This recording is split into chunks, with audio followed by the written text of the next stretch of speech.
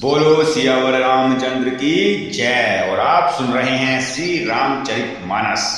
अयोध्या कांड में हम आ गए हैं जब श्री रामचंद्र जी सीता माता और लक्ष्मण जी को छोड़कर सुमंत जी वापिस आना तो नहीं चाहते थे अयोध्या में, लेकिन उनको आना ही पड़ा। और जब आए दशरथ जी के पास तो क्या होता है, दशरथ जी इतनी प्यासी, जैसे जग की प्यास उन्हीं के पास लगी हो, ऐसी प्यासी नजर से जब सुमंत जी की तरफ देखते हैं तो कहते हैं, हे सुमंत, हे तात, आप अकेले? मैंने तो कहा था कि आप उनको घुमाकर ले आना। और ये बात सुनकर सुमंत जी की आंखों में आंसू टपक जाते हैं। वो लाचार है, बहुत ही मजबूर हैं, क्या कहें। राजा जी बार बार पूछते हैं कि हे प्रियतम, संदेशा सुनाओ, हे सखा संदेशा, क्या खबर है, आप अकेले कैसे आए हो? तुम तुरंत वही उपाय करो जिससे मुझे श्री राम, लक्ष्मण और सीता को दिखा सको। वो कहाँ हैं, कहाँ छुपाए हुए हैं? बहुत बार बार पूछने के बाद मंत्री जी बोलते हैं, बहुत ही कोमल वाणी से बोलते हैं कि हे महाराज, आप पंडित और ज्ञानी हैं। हे देव, आप सूरवीर तथा उत्तम धैर्यवान पुरुषों में श्रेष्ठ हैं।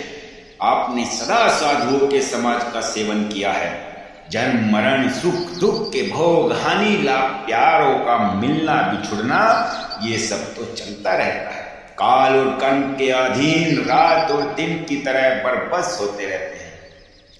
मूर्ख लोग सुख में हर्षित होते हैं और दुख में रोते हैं, पर धीर पुरुष अपने मन में दोनों को समान समझते हैं। हे सबके हितकारी, हे महाराज, आप विवेक विचार कर धीरज धरिए और शोक का परित्याग करिए। प्रथम वासु तमसा भयउ, दूसर सुर सरी तीर, निहाई रहे जलपान करी, सिए समेत दौ वीर।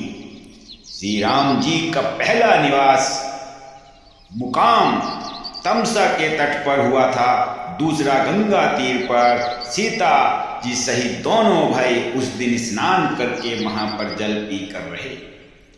केवट ने बहुत सेवा की, वह रात सिंगरौर सिंगेरवर में ही बिताई।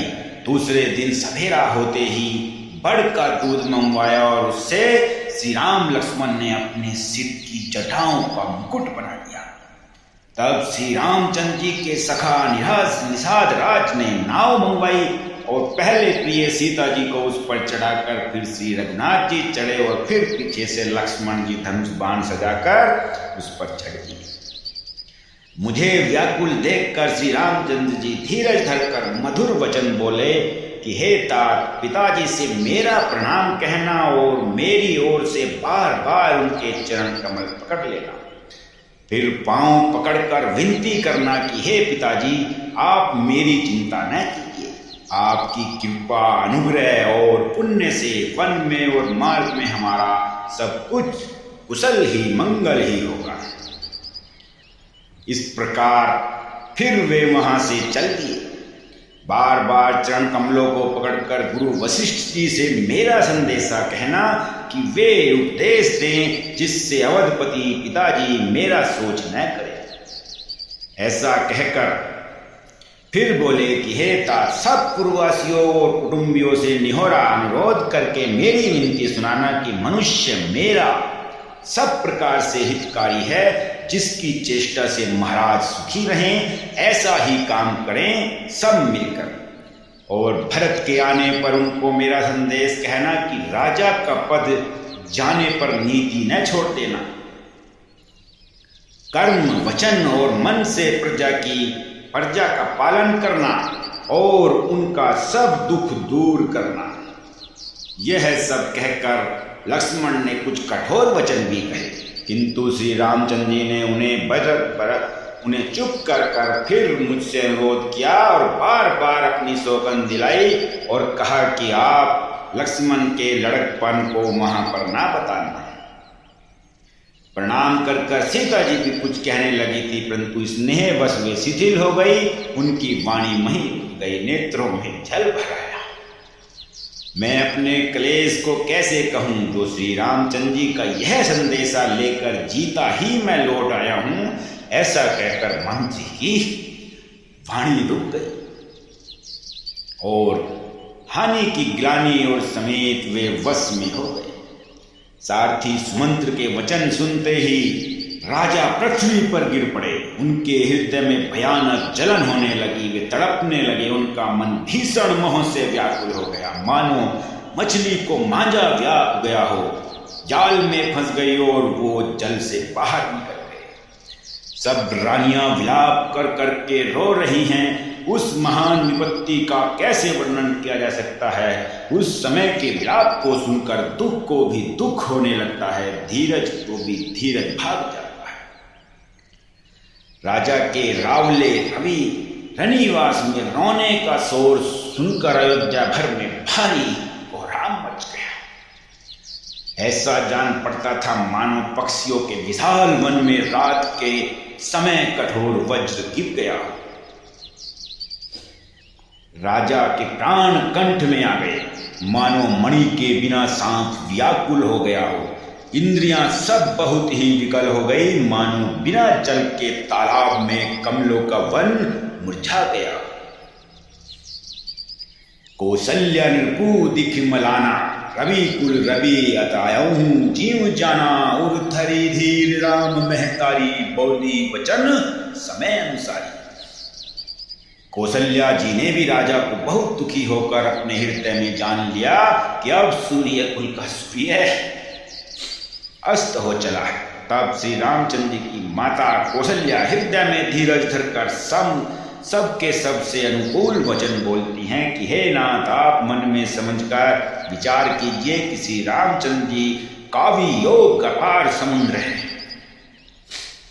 अयोध्या जहाज है और आप उसके कर्णधार हैं। सब प्रिय जन कुटुंबी और प्रजा यही यात्री के समान हैं जो इस जहाज पर चढ़े हुए हैं। तो आपको धीरज धरकर इस जहाज को निकालना है, ले जाना है, ताकि सभी प्रजा स्वस्थ रहें, सही रहें। यदि मेरी विनती हृदय में धारण कीजिएगा तो श्री राम जी, लक्ष्मण जी, सीता जी फिर से यहाँ मिलेंगे, वे दोबारा यहाँ पर आ जाएंगे। प्रिय बचन मृदु सुनत निरपु, चितयऊ आँखि उघारी। तलफत मीन मलिन जन, सींचत शीतल बारी। कौशल्या बहुत कोमल वाणी सुनते ही राजा ने आंखें खोलकर देखा, मानो तड़पती हुई दीन मछली पर कोई शीतल जल छिड़क रहा। धीरज धरकर राजा उठ बैठे और बोले, सुमंत्र कहो, कृपालु श्री रामचंद्र जी कहाँ हैं? लक्ष्मण कहाँ हैं? स्नेही राम कहाँ हैं? बताओ, और मेरी प्यारी बहू जानकी जी वो कहाँ हैं? यह सब मुझसे जल्दी जल्दी बताओ। राजा व्याकुल होकर बहुत प्रकोप से विलाप कर रहे हैं। वह रात युग के समान बड़ी हो गई। इतनी ही नहीं है, राजा को अंधे तपस्वी श्री श्रवण कुमार के पिता के साप की याद आ गई। उन्होंने सब कथा कौशल्या को कह सुनाई। उस इतिहास का वर्णन करते करते राजा व्याकुल हो गए और कहने लगे कि श्री राम जी के बिना जीने की आशा को धिक्कार है। मैं उसी शरीर को रख कर क्या करूंगा जिसने प्रेम का प्रण नहीं निभाया। हाँ, रघुकुल को आनंद देने वाले प्रेम मेरे प्राण प्रिय राम, तुम्हारे बिना जीते हुए मुझे बहुत दिन हो गए हैं। हाँ जानकी, लक्ष्मण, हाँ रघुबर, अब मैं इस चित्त रूपी शरीर को छोड़ रहा हूँ। और यह कहकर वे फिर से पृथ्वी पर गिर जाते हैं और राम राम कही राम कही, राम राम कही राम, तनु परिहरि रघुबर बिरहम, राय गयऊं सुरधाम। राम राम कहकर फिर राम कहकर फिर राम राम कहकर और फिर राम कहकर राजा श्री राम के विरह में शरीर त्याग कर सुरलोक को सिधर गए। अर्थात दशरथ जी ने अपना मोह वाला शरीर छोड़कर और वे चले गए। उन्होंने अपना शरीर त्याग दिया। राम राम कहते हुए ही उन्होंने अपना शरीर त्याग दिया। अब दोस्तों, ये भाग हम यहीं पर समाप्त करते हैं। बहुत ही दुख भरा वर्णन है और आगे मैं भी नहीं सुना सकता, इसलिए आज मैं इसको यहीं समाप्त करता हूँ और अगले भाग में हम फिर से लेकर आएंगे श्री रामचरितमानस का अयोध्या कांड। तब तक के लिए मुझे आज्ञा दें। बोलो सियावर रामचंद्र की जय।